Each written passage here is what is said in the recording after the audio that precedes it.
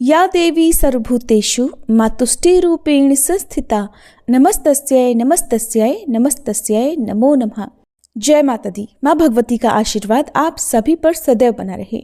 आज नवरात्रि के चौथे दिन आप सुनेंगे श्री दुर्गा सप्तशती का 5वां, 6ठा, 7वां और 8वां अध्याय। उससे पहले आज आप सुनेंगे कीलक स्तोत्र का हिंदी अनुवाद। ओम नमः चंडिकाय। मार्कंडेय जी कहते हैं, विशुद्ध ज्ञान ही जिनका शरीर है, तीनों वेद ही जिनके दिव्य नेत्र हैं, जो कल्याण प्राप्ति के हेतु हैं और अपने मस्तक पर अर्धचंद्र का मुकुट धारण करते हैं, उन भगवान शिव को नमस्कार है। मंत्रों का जो अभी कीलक है, अर्थात मंत्रों की सिद्धि में विघ्न उपस्थित करने वाले शाप रूपी कीलक का जो निवारण करने वाला है, उस सप्तशती स्तोत्र को संपूर्ण रूप से जानना चाहिए और जानकर उसकी उपासना करनी चाहिए। यद्यपि सप्तशती के अतिरिक्त अन्य मंत्रों के जप में भी जो निरंतर लगा रहता है, वो भी कल्याण का भागी होता है। उसके भी उच्चाटन आदि कर्म सिद्ध होते हैं और उसे भी समस्त दुर्लभ वस्तुओं की प्राप्ति हो जाती है।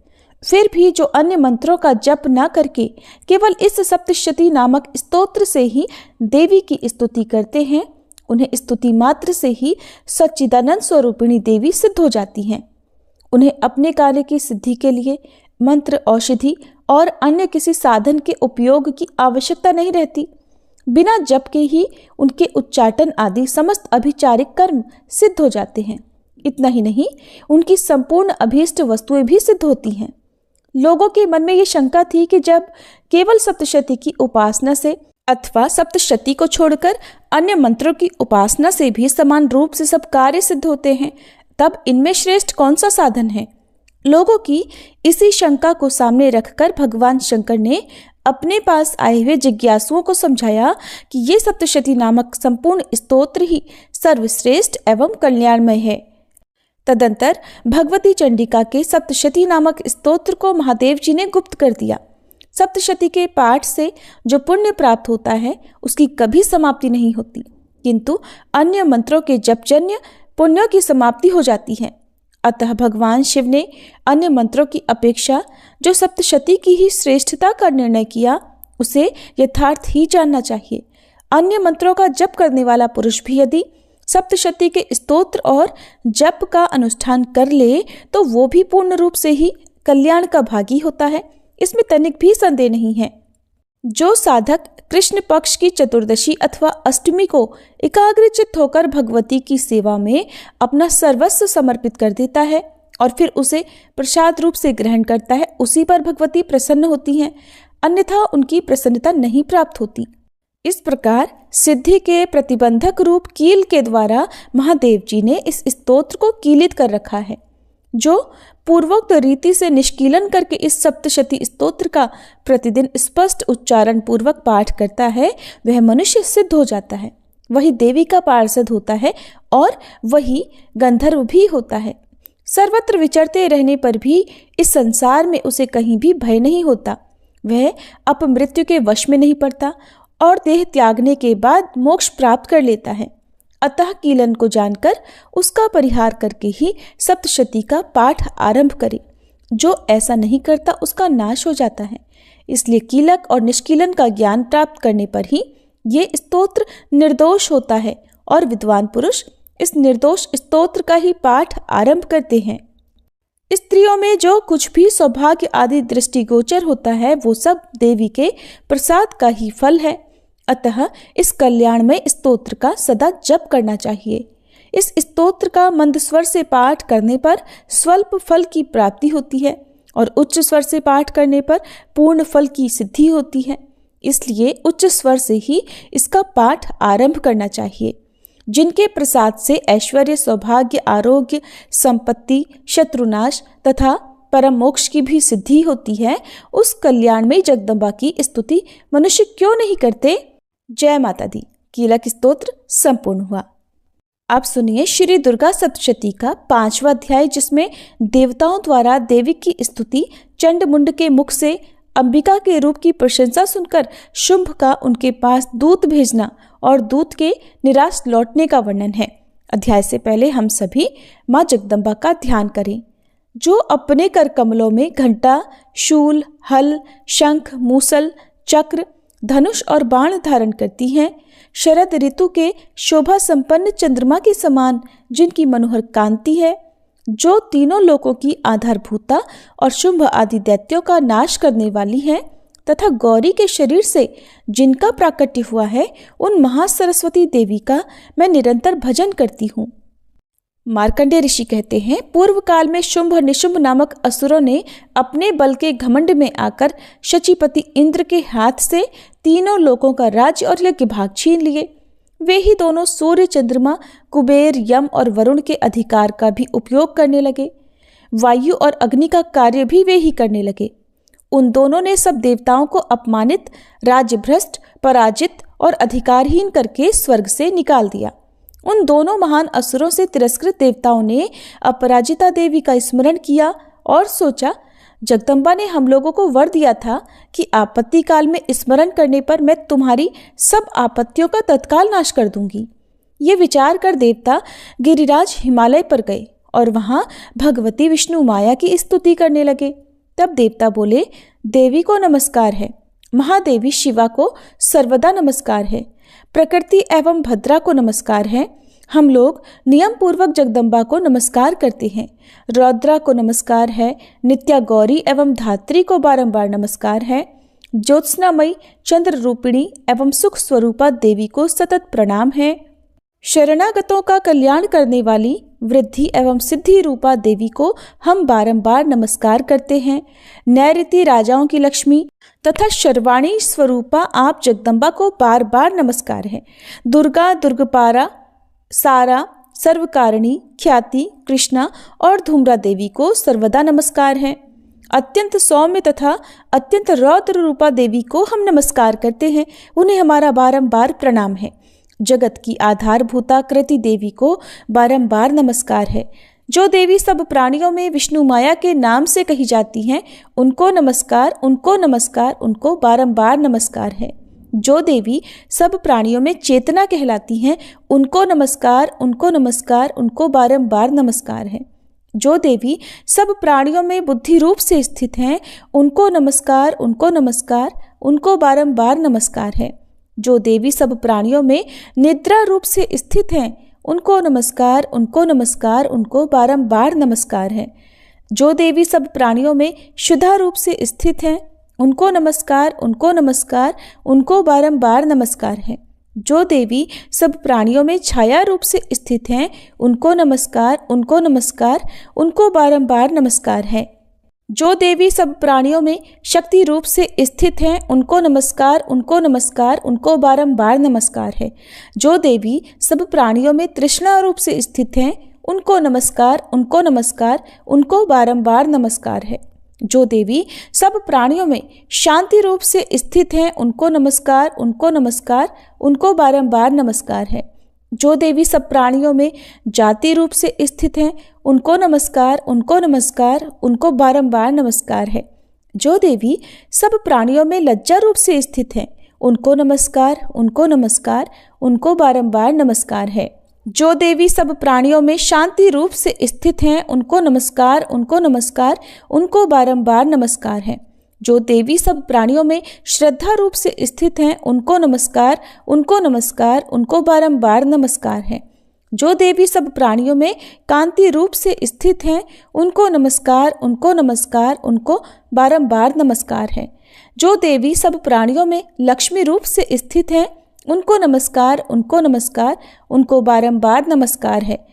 जो देवी सब प्राणियों में वृत्ति रूप से स्थित हैं, उनको नमस्कार, उनको नमस्कार, उनको बारंबार नमस्कार है।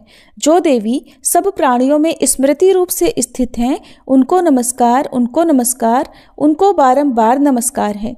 जो देवी सब प्राणियों में दया रूप से स्थित हैं, उनको नमस्कार, उनको नमस्कार, उनको बारंबार नमस्कार है। जो देवी सब प्राणियों में तुष्टि रूप से स्थित हैं, उनको नमस्कार, उनको नमस्कार, उनको बारंबार नमस्कार है। जो देवी सब प्राणियों में माता रूप से स्थित हैं, उनको नमस्कार, उनको नमस्कार, उनको बारंबार नमस्कार है। जो देवी सब प्राणियों में भ्रांति रूप से स्थित हैं, उनको नमस्कार, उनको नमस्कार, उनको बारंबार नमस्कार है। जो जीवों के इंद्रिय वर्ग की अधिष्ठात्री देवी एवं सब प्राणियों में सदा व्याप्त रहने वाली हैं, उन व्याप्ति देवी को बारंबार नमस्कार है। जो देवी चैतन्य रूप से इस संपूर्ण जगत को व्याप्त करके स्थित हैं, उनको नमस्कार, उनको नमस्कार, उनको बारंबार नमस्कार है।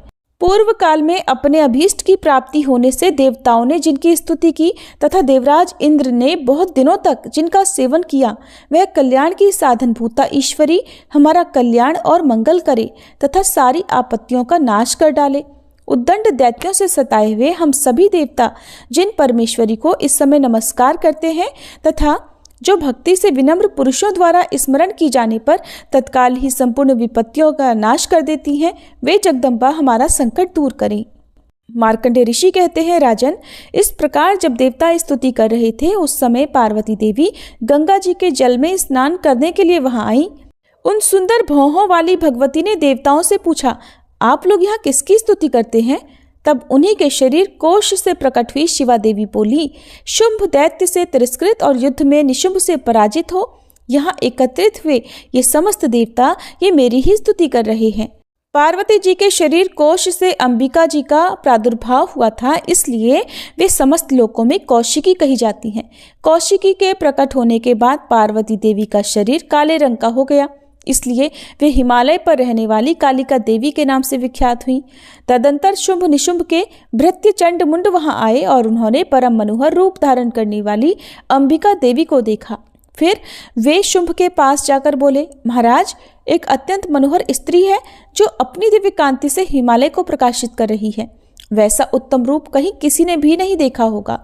असुरेश्वर, पता लगाइए वो देवी कौन है और उसे ले लीजिए। स्त्रियों में तो वह रत्न ही है, उसका प्रत्येक अंग बहुत ही सुंदर है और वह अपने श्री अंगों की प्रभा से संपूर्ण दिशाओं में प्रकाश फैला रही है। दैत्यराज, अभी वह हिमालय पर ही मौजूद है, आप उसे देख सकते हैं।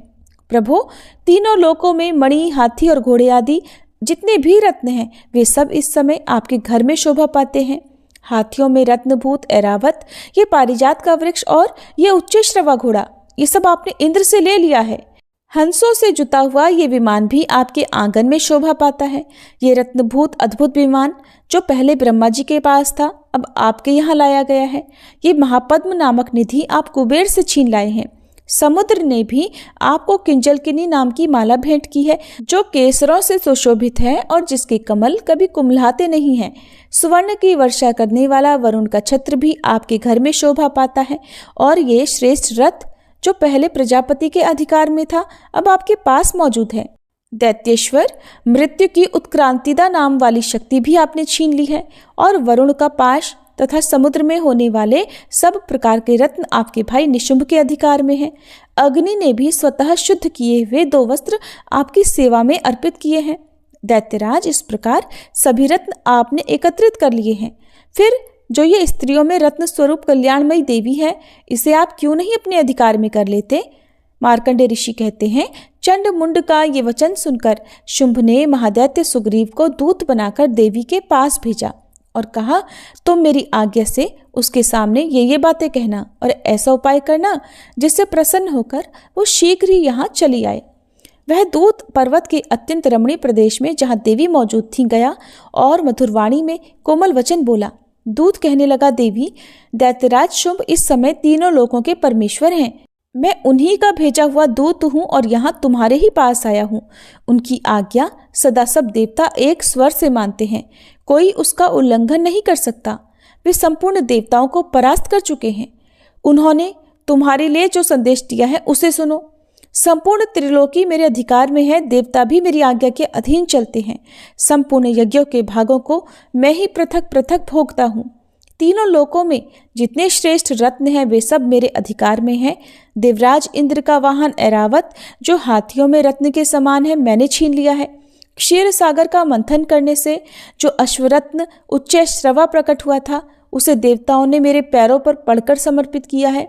सुंदरी, उनके सिवा और भी जितने रत्नभूत पदार्थ देवताओं, गंधर्वों और नागों के पास थे वे सब मेरे ही पास आ गए हैं। देवी, हम लोग तुम्हें संसार की स्त्रियों में रत्न मानते हैं, इसलिए तुम हमारे पास आ जाओ, क्योंकि रत्नों का उपभोग करने वाले हम ही हैं। चंचल कटाक्षों वाली सुंदरी, तुम मेरे या मेरे भाई महापराक्रमी निशुंभ की सेवा में आ जाओ, क्योंकि तुम रत्न रूपा हो। मेरा वरण करने से तुम्हें तुलना रहित महान ऐश्वर्य की प्राप्ति होगी। अपनी बुद्धि से ये विचार कर तुम मेरी पत्नी बन जाओ। ऋषि कहते हैं, दूत के ऐसा कहने पर कल्याणमयी भगवती दुर्गा देवी, जो इस जगत को धारण करती हैं, मन ही मन गंभीर भाव से मुस्कुराई और इस प्रकार बोली। देवी ने कहा, दूत, तुमने सत्य कहा है, इसमें तनिक भी मिथ्या नहीं है। शुंभ तीनों लोकों का स्वामी है और निशुंभ भी उसी के समान पराक्रमी है। किंतु इस विषय में मैंने जो प्रतिज्ञा कर ली है उसे मिथ्या कैसे करूं? मैंने अपनी अल्प बुद्धि के कारण पहले से जो प्रतिज्ञा कर रखी है उसे सुनो। जो मुझे संग्राम में जीत लेगा, जो मेरे अभिमान को चूर्ण कर देगा तथा संसार में जो मेरे समान बलवान होगा, वही मेरा स्वामी होगा। इसलिए शुंभ अथवा महादैत्य निशुंभ स्वयं ही मेरे यहाँ पधारे और मुझे जीतकर शीघ्र ही मेरा पाणी ग्रहण कर ले। इसमें विलंब की क्या आवश्यकता है? दूत बोला, देवी, तुम घमंड में भरी हो, मेरे सामने ऐसी बातें ना करो। तीनों लोकों में कौन ऐसा पुरुष है जो शुंभ निशुंभ के सामने खड़ा हो सके? देवी, अन्य दैत्यों के सामने भी सारे देवता युद्ध में नहीं ठहर सकते, फिर तुम अकेली स्त्री होकर कैसे ठहर सकती हो? जिन शुंभ आदि दैत्यों के सामने इंद्र आदि सब देवता भी युद्ध में खड़े नहीं हुए, उनके सामने तुम स्त्री होकर कैसे जाओगी? इसलिए तुम मेरे ही कहने से शुंभ निशुंभ के पास चली चलो। ऐसा करने से तुम्हारे गौरव की रक्षा होगी, नहीं तो जब वे केश पकड़कर घसीटेंगे तब तुम्हें अपनी प्रतिष्ठा खोकर जाना पड़ेगा। देवी ने कहा, तुम्हारा कहना ठीक है, शुंभ बलवान है और निशुंभ भी बड़े पराक्रमी है, किंतु क्या करूं? मैंने पहले बिना सोचे समझे प्रतिज्ञा कर ली है, अतः अब तुम जाओ। मैंने तुमसे जो कुछ कहा है वो सब दैत्यराज से आदरपूर्वक कहना, फिर वे जो उचित जान पड़े करें। जय माता दी। इस प्रकार श्री मार्कंडेय पुराण में सावर्णिक मनवंतर की कथा के अंतर्गत देवी महात्म्य में देवी दूत संवाद नामक 5वां अध्याय पूर्ण हुआ। अब सुनिए 6ठा अध्याय, जिसमें धूम्रलोचन वध का वर्णन किया गया है। अध्याय से पहले हम सभी माँ जगदम्बा का ध्यान करें। मैं सर्वगेश्वर भैरव के अंक में निवास करने वाली परमोत्कृष्ट पद्मावती देवी का चिंतन करती हूँ। वे नागराज के आसन पर बैठी हैं। नागों के फणों में सुशोभित होने वाली मणियों की विशाल माला से उनकी देहलता उद्भासित हो रही है। सूर्य के समान उनका तेज है। 3 नेत्र उनकी शोभा बढ़ा रहे हैं। वे हाथों में माला, कुंभ, कपाल और कमल लिए हुए हैं तथा उनके मस्तक में अर्धचंद्र का मुकुट सुशोभित है। मार्कंडेय ऋषि कहते हैं, देवी का ये कथन सुनकर दूत को बड़ा अमर्ष हुआ और उसने दैत्यराज के पास जाकर सब समाचार विस्तार पूर्वक कह सुनाया। दूत के उस वचन को सुनकर दैत्यराज कुपित हो उठा और दैत्य सेनापति धूम्रलोचन से बोला, धूम्रलोचन, तुम शीघ्र अपनी सेना साथ लेकर जाओ और उस दुष्टा के केश पकड़कर घसीटते हुए उसे बलपूर्वक यहाँ ले आओ। उसकी रक्षा करने के लिए यदि कोई दूसरा खड़ा हो तो वह देवता, यक्ष अथवा गंधर्व ही क्यों न हो, उसे अवश्य मार डालना। मार्कंडेय ऋषि कहते हैं, शुंभ के इस प्रकार आज्ञा देने पर वह धूम्रलोचन दैत्य 60,000 असुरों की सेना को साथ लेकर वहां से तुरंत चल दिया। वहां पहुंचकर उसने हिमालय पर रहने वाली देवी को देखा और ललकार कर कहा, अरे तू शुंभ निशुंभ के पास चल। यदि इस समय प्रसन्नता पूर्वक मेरे स्वामी के समीप नहीं चलेगी तो मैं बलपूर्वक केश पकड़कर घसीटते हुए तुझे ले चलूंगा। देवी बोली, तुम्हें दैत्यों के राजा ने भेजा है, तुम स्वयं भी बलवान हो और तुम्हारे साथ विशाल सेना भी है।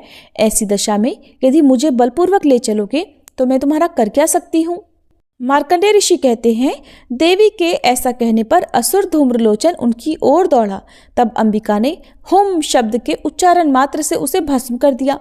फिर तो क्रोध में भरी हुई दैत्यों की विशाल सेना और अंबिका ने एक दूसरे पर तीखे सायकों, शक्तियों तथा फरसों की वर्षा आरंभ कर दी। इतने में ही देवी का वाहन सिंह क्रोध में भरकर भयंकर गर्जना करके गर्दन के बालों को हिलाता हुआ असुरों की सेना में कूद पड़ा। उसने कुछ दैत्यों को पंजों की मार से, कितनों को अपने जबड़ों से और कितने ही महादैत्यों को पटक कर ओंठ की दाढ़ों से घायल करके मार डाला। उस सिंह ने अपने नखों से कितनों के पेट फाड़ डाले और थप्पड़ मारकर कितनों के सिर धड़ से अलग कर दिए। कितनों की भुजाएं और मस्तक काट डाले तथा अपनी गर्दन के बाल हिलाते हुए उसने दूसरे दैत्यों के पेट फाड़कर उनका रक्त चूस लिया। अत्यंत क्रोध में भरे हुए देवी के वाहन उस महाबली सिंह ने क्षण भर में ही असुरों की सारी सेना का संहार कर डाला। शुंभ ने जब सुना कि देवी ने धूम्रलोचन असुर को मार डाला और उसके सिंह ने सारी सेना का सफाया कर डाला, तब उस दैत्यराज को बड़ा क्रोध हुआ। उसके होठ कांपने लगे। उसने चंड और मुंड नामक 2 महादैत्यों को आज्ञा दी, हे चंड और हे मुंड, तुम लोग बहुत बड़ी सेना लेकर वहां जाओ। उस देवी के केश पकड़कर अथवा उसे बांधकर शीघ्र यहाँ ले आओ। यदि इस प्रकार उसको लाने में संदेह हो तो युद्ध में सब प्रकार के अस्त्र शस्त्रों और समस्त आसुरी सेना का प्रयोग करके उसकी हत्या कर डालना। उस दुष्टा की हत्या होने और सिंह के मारे जाने पर उस अंबिका को बांधकर साथ लेकर शीघ्र ही लौट आना। जय माता दी। इस प्रकार श्री मार्कंडेय पुराण में सावर्णिक मनवंतर की कथा के अंतर्गत देवी महात्म्य में धूम्रलोचन वध नामक 6वां अध्याय पूर्ण हुआ।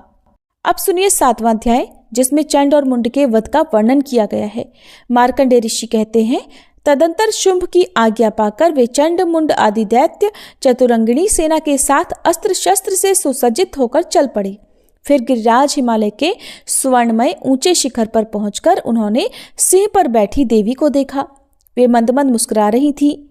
उन्हें देखकर दैत्य लोग तत्परता से पकड़ने का उद्योग करने लगे। किसी ने धनुष तान लिया, किसी ने तलवार संभाली और कुछ लोग देवी के पास आकर खड़े हो गए। तब अंबिका ने उन शत्रुओं के प्रति बड़ा क्रोध किया। उस समय क्रोध के कारण उनका मुख काला पड़ गया, ललाट में भौहें टेढ़ी हो गईं और वहां से तुरंत विकराल मुखी काली प्रकट हुई, जो तलवार और पाश लिए हुए थी। वे विचित्र खटवांग धारण किए और चीते के चर्म की साड़ी पहने नर मुंडों की माला से विभूषित थी।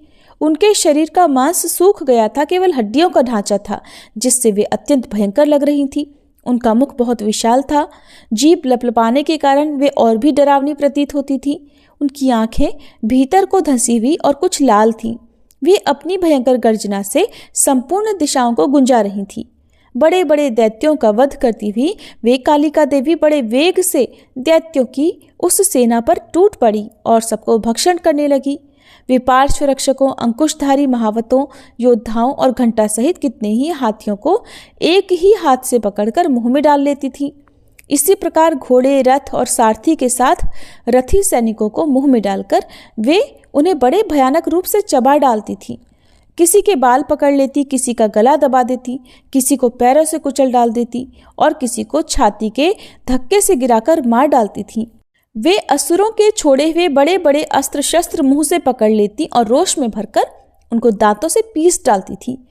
काली ने बलवान एवं दुरात्मा दैत्यों की वह सारी सेना रौंद डाली, खा डाली और कितनों को मार भगाया। कोई तलवार के घाट उतारे गए, कोई खटवांग से पीटे गए और कितने ही असुर दांतों के अग्रभाग से कुचले जाकर मृत्यु को प्राप्त हुए। इस प्रकार देवी ने असुरों की उस सारी सेना को क्षण भर में मार गिराया। ये देख चंड उन अत्यंत भयानक काली देवी की ओर दौड़ा तथा महादैत्य मुंड ने भी अत्यंत भयंकर बाणों की वर्षा से तथा हजारों बार चलाए हुए चक्रों से उन भयानक नेत्रों वाली देवी को आच्छादित कर दिया। वे अनेकों चक्र देवी के मुख में समाते हुए ऐसे जान पड़े मानो सूर्य के बहुतेरे मंडल बादलों के उदर में प्रवेश कर रहे हों। तब भयंकर गर्जना करने वाली काली ने अत्यंत रोष में भरकर विकट अट्टहास किया। उस समय उनके विकराल बदन के भीतर कठिनता से देखे जा सकने वाले दांतों की प्रभा से वे अत्यंत उज्जवल दिखाई देती थी। देवी ने बहुत बड़ी तलवार हाथ में लेकर हंग का उच्चारण करके चंड पर धावा किया और उसके केश पकड़कर उसी तलवार से उसका मस्तक काट डाला। चंड को मारा गया देखकर मुंड भी देवी की ओर दौड़ा। तब देवी ने रोष में भरकर उसे भी तलवार से घायल करके धरती पर सुला दिया। महापराक्रमी चंड और मुंड को मारा गया देख मरने से बची हुई बाकी सेना भय से व्याकुल हो चारों ओर भाग गई।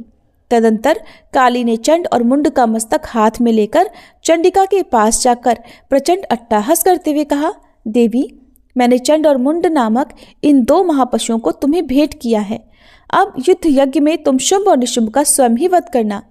मार्कंडेय ऋषि कहते हैं, वहां लाए हुए उन चंड मुंड नामक महादैत्यों को देखकर कल्याणमयी चंडी ने काली से मधुर वाणी में कहा, देवी, तुम चंड और मुंड को लेकर मेरे पास आई हो, इसलिए संसार में चामुंडा के नाम से अब तुम्हारी ख्याति होगी। जय माता दी। इस प्रकार श्री मार्कंडेय पुराण में सावर्णिक मनवंतर की कथा के अंतर्गत देवी महात्म्य में चंडमुंड वध नामक 7वां अध्याय पूर्ण हुआ। अब सुनिए श्री दुर्गा सप्तशती का 8वां अध्याय, जिसमें रक्तबीज वध का वर्णन किया गया है। और अध्याय से पहले हम सब मिलकर माँ भगवती का ध्यान करें। मैं अणिमा आदि सिद्धिमयी किरणों से आवृत भवानी का ध्यान करती हूँ। उनके शरीर का रंग लाल है, नेत्रों में करुणा लहरा रही है तथा हाथों में पाश, अंकुश, बाण और धनुष शोभा पाते हैं। मार्कंडेय ऋषि कहते हैं, चंड और मुंड नामक दैत्यों के मारे जाने और बहुत सी सेना का संहार हो जाने पर दैत्यों के राजा प्रतापी शुंभ के मन में बड़ा क्रोध हुआ और उसने दैत्यों की संपूर्ण सेना को युद्ध के लिए कूच करने की आज्ञा दी। वह बोला, आज उदयुद्ध नाम के 86 दैत्य सेनापति अपनी सेनाओं के साथ युद्ध के लिए प्रस्थान करें। कंबू नाम वाले दैत्यों के 84 सेना नायक अपनी वाहिनी से घिरे हुए यात्रा करें। 50 कोटि वीर कुल के और 100 धौम्र कुल के असुर सेनापति मेरी आज्ञा से सेना सहित कूच करें। कालक, दोहर्द, मौर्य और काल के असुर भी युद्ध के लिए तैयार हो मेरी आज्ञा से तुरंत प्रस्थान करें। भयानक शासन करने वाला असुरराज शुंभ इस प्रकार आज्ञा देकर सहस्त्रों बड़ी बड़ी सेनाओं के साथ युद्ध के लिए प्रस्थान कर गया। उसकी अत्यंत भयंकर सेना आती देख चंडिका ने अपने धनुष की टंकार से पृथ्वी और आकाश के बीच का भाग गुंजा दिया। तदंतर देवी के सिंह ने भी बड़े जोर जोर से दहाड़ना आरंभ किया। फिर अंबिका ने घंटे के शब्द से उस ध्वनि को और भी बढ़ा दिया। धनुष की टंकार, सिंह की दहाड़ और घंटे की ध्वनि से संपूर्ण दिशाएं गूंज उठी। उस भयंकर शब्द से काली ने अपने विकराल मुख को और भी बढ़ा लिया तथा इस प्रकार वे विजयिनी हुई। उस तुमुल नाद को सुनकर दैत्यों की सेनाओं ने चारों ओर से आकर चंडिका देवी, सिंह तथा काली देवी को क्रोधपूर्वक घेर लिया। मार्कंडेय ऋषि कहते हैं, राजन, इसी बीच में असुरों के विनाश तथा देवताओं के अभ्युदय के लिए ब्रह्मा, शिव, कार्तिकेय, श्री विष्णु तथा इंद्र आदि देवों की शक्तियां जो अत्यंत पराक्रम और बल से संपन्न थी, उनके शरीरों से निकलकर उन्हीं के रूप में चंडिका देवी के पास गईं। जिस देवता का जैसा रूप, जैसा वेशभूषा और जैसा वाहन है, ठीक वैसे ही साधनों से संपन्न हो उसकी शक्ति असुरों से युद्ध करने के लिए आई। सबसे पहले हंसयुक्त विमान पर बैठी हुई अक्षसूत्र और कमंडल से सुशोभित ब्रह्मा जी की शक्ति उपस्थित हुई, जिसे ब्रह्माणी कहते हैं। महादेव जी की शक्ति वृषभ पर आरूढ़ होकर हाथों में श्रेष्ठ त्रिशूल धारण किए, महानाग का कंकण पहने, मस्तक में चंद्र रेखा से विभूषित हो वहां आ पहुंची। कार्तिकेय जी की शक्ति रूपा जगदम्बिका उन्हीं का रूप धारण किए श्रेष्ठ मयूर पर आरूढ़ होकर हाथों में शक्ति लिए दैत्यों से युद्ध करने के लिए आई। इस प्रकार भगवान विष्णु की शक्ति गरुड़ पर विराजमान हो शंख, चक्र, गदा, शारंग, धनुष तथा खड्ग हाथ में लिए वहां आई। अनुपम यज्ञ वराह का रूप धारण करने वाले श्री हरि की जो शक्ति है, वो भी वराह शरीर धारण करके वहां उपस्थित हुई। नारसिंगी शक्ति भी नरसिंह के समान शरीर धारण करके वहां आई। उसकी गर्दन के बालों के झटके से आकाश के तारे बिखर पड़ते थे। इसी प्रकार इंद्र की शक्ति वज्र हाथ में लिए गजराज ऐरावत पर बैठकर आई। उसके भी सहस्त्र नेत्र थे। इंद्र का जैसा रूप है वैसा ही उसका भी था। तदंतर उन देव शक्तियों से घिरे हुए महादेव जी ने चंडिका से कहा, मेरी प्रसन्नता के लिए अब तुम शीघ्र ही इन असुरों का संहार करो। तब देवी के शरीर से अत्यंत भयानक और परम उग्र चंडिका शक्ति प्रकट हुई, जो सैकड़ों गीदड़ियों की भांति आवाज करने वाली थी। उस अपराजिता देवी ने धूमिल जटा वाले महादेव जी से कहा, भगवान, आप शुंभ निशुंभ के पास दूत बनकर जाइए और उन अत्यंत गर्वीले दानव शुंभ और निशुंभ दोनों से कहिए, साथ ही उनके अतिरिक्त भी जो दानव युद्ध के लिए वहां उपस्थित हो, उनको भी ये संदेश दीजिए कि दैत्यों, यदि तुम जीवित रहना चाहते हो तो पाताल को लौट जाओ। इंद्र को त्रिलोकी का राज्य मिल जाए और देवता यज्ञ भाग का उपभोग करें। यदि बल के घमंड में आकर तुम युद्ध की अभिलाषा रखते हो तो आओ, मेरी शिवाएं तुम्हारे कच्चे मांस से तृप्त हों। क्योंकि उस देवी ने भगवान शिव को दूत के कार्य में नियुक्त किया था, इसलिए वे शिवदूती के नाम से संसार में विख्यात हुई। वे महादैत्य भी भगवान शिव के मुंह से देवी के वचन सुनकर क्रोध में भर गए और जहां कात्यायनी विराजमान थी उस ओर बढ़े। तदंतर वे दैत्य अमर्ष में भरकर पहले ही देवी के ऊपर बाण, शक्ति और रिष्टि आदि अस्त्रों की वर्षा करने लगे। तब देवी ने भी खेल ही खेल में धनुष की टंकार की और उससे छोड़े हुए बड़े बड़े बाणों द्वारा दैत्यों के चलाए हुए बाण, शूल, शक्ति और फरसों को काट डाला।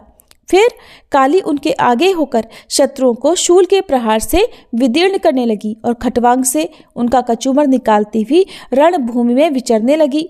ब्रह्माणी भी जिस जिस ओर दौड़ती उसी ओर अपने कमंडल का जल छिड़ककर शत्रुओं के ओज और पराक्रम को नष्ट कर देती थी। माहेश्वरी ने त्रिशूल से तथा वैष्णवी ने चक्र से और अत्यंत क्रोध में भरी हुई कुमार कार्तिकेय की शक्ति से दैत्यों का संहार आरंभ किया। इंद्र शक्ति के वज्र प्रहार से विदीर्ण हो सैकड़ों दैत्य दानव रक्त की धारा बहाते हुए पृथ्वी पर सो गए। वाराही शक्ति ने कितनों को अपनी थूथन की मार से नष्ट किया, दाढ़ों के अग्रभाग से कितनों की छाती छेद डाली और कितने ही दैत्य उसके चक्र की चोट से विदीर्ण होकर गिर पड़े। नारसिंही भी दूसरे महादैत्यों को अपने नखों से विदीर्ण करके खाती और सिंहनाद से दिशाओं और आकाश को गुंजाती हुई युद्ध क्षेत्र में विचरने लगी। कितने ही असुर शिवदूती के प्रचंड अट्टहास से अत्यंत भयभीत हो पृथ्वी पर गिर पड़े और गिरने पर उन्हें शिवदूती ने उसी समय अपना ग्रास बना लिया। इस प्रकार क्रोध में भरे हुए मातृगणों को नाना प्रकार के उपायों से बड़े बड़े असुरों का मर्दन करते देख दैत्य सैनिक भाग खड़े हुए। मातृगणों से पीड़ित दैत्यों को युद्ध से भागता देख रक्तबीज नामक महादैत्य क्रोध में भरकर युद्ध करने के लिए आया। उसके शरीर से जब रक्त की बूंदें पृथ्वी पर गिरती तब उसी के समान शक्तिशाली एक दूसरा महादैत्य पृथ्वी पर पैदा हो जाता। महाअसुर रक्तबीज हाथ में गदा लेकर इंद्र शक्ति के साथ युद्ध करने लगा। तब ऐन्द्री ने अपने वज्र से रक्तबीज को मारा। वज्र से घायल होने पर उसके शरीर से बहुत सा रक्त चूने लगा, जिससे उसी के समान रूप तथा पराक्रम वाले योद्धा उत्पन्न होने लगे। उसके शरीर से रक्त की जितनी बूंदें गिरी उतने ही पुरुष उत्पन्न हो गए। वे सब रक्तबीज के समान ही वीर्यवान, बलवान तथा पराक्रमी थे। वे रक्त से उत्पन्न होने वाले पुरुष भी अत्यंत भयंकर अस्त्र शस्त्रों का प्रहार करते हुए वहां मातृगणों के साथ घोर युद्ध करने लगे। पुनः वज्र के प्रहार से जब उसका मस्तक घायल हुआ तब रक्त बहने लगा और उससे हजारों पुरुष उत्पन्न हो गए। वैष्णवी ने युद्ध में रक्तबीज पर चक्र का प्रहार किया और ऐन्द्री ने उस दैत्य सेनापति को गदा से चोट पहुंचाई। वैष्णवी के चक्र से घायल होने पर उसके शरीर से जो रक्त बहा और उससे जो उसी के बराबर आकार वाले सहस्त्रों महादैत्य प्रकट हुए, उनके द्वारा संपूर्ण जगत व्याप्त हो गया। कौमारी ने शक्ति से, वाराही ने खड्ग से और माहेश्वरी ने त्रिशूल से महादैत्य रक्तबीज को घायल किया। क्रोध में भरे हुए उस महादैत्य रक्तबीज ने भी सभी मात्र शक्तियों पर पृथक पृथक प्रहार किया। शक्ति और शूल आदि से अनेक बार घायल होने पर जो उसके शरीर से रक्त की धारा पृथ्वी पर गिरी, उससे भी निश्चय ही सैकड़ों असुर उत्पन्न हो गए। इस प्रकार उस महादैत्य के रक्त से प्रकट हुए असुरों द्वारा संपूर्ण जगत व्याप्त हो गया। इससे उन देवताओं को बड़ा भय हुआ। देवताओं को उदास देखकर चंडिका ने काली से शीघ्रतापूर्वक कहा, चामुंडे, अब तुम अपना मुख और भी फैलाओ और मेरे शस्त्रापात से गिरने वाले रक्त बिंदुओं और उनसे उत्पन्न होने वाले महादैत्यों को तुम अपने इस उतावले मुख से खा जाओ। इस प्रकार रक्त से उत्पन्न होने वाले महादैत्यों को भक्षण करती हुई तुम रण में विचरती रहो। ऐसा करने से उस दैत्य का सारा रक्त क्षीण हो जाने पर वह स्वयं भी नष्ट हो जाएगा। उन भयंकर दैत्यों को जब तुम खा जाओगी तब दूसरे नए दैत्य उत्पन्न नहीं हो सकेंगे। काली से ऐसा कहकर चंडिका देवी ने शूल से रक्तबीज को मारा और काली ने अपने मुख में उसका सारा रक्त ले लिया। तब उसने वहां चंडिका पर गदा से प्रहार किया, किंतु उस गदापात ने देवी को तनिक भी चोट नहीं पहुंचाई। रक्तबीज के घायल शरीर से बहुत सा रक्त गिरा, किंतु जैसे ही वह गिरा वैसे ही चामुंडा ने उसे अपने विकराल मुख में ले लिया। रक्त गिरने से काली के मुख में जो महादैत्य उत्पन्न हुए उन्हें भी वह चट कर गई और उसने रक्तबीज का रक्त भी पी लिया। तदंतर देवी ने रक्तबीज को, जिसका रक्त चामुंडा ने पी लिया था, वज्र, बाण, खड्ग तथा रिष्टि आदि से मार डाला। राजन, इस प्रकार शस्त्रों के समुदाय से आहत और रक्तहीन हुआ महादैत्य रक्तबीज पृथ्वी पर गिर पड़ा। नरेश्वर, इससे देवताओं को अनुपम हर्ष की प्राप्ति हुई और मातृगण उन असुरों के रक्तपान के मद से उद्धत सा होकर नृत्य करने लगा। जय माता दी। इस प्रकार श्री मार्कंडेय पुराण में सावर्णिक मनवंतर की कथा के अंतर्गत देवी महात्म्य में रक्तबीज वध नामक 8वां अध्याय पूर्ण हुआ। इसके आगे के अध्याय आप कल की वीडियो में जरूर सुनिएगा।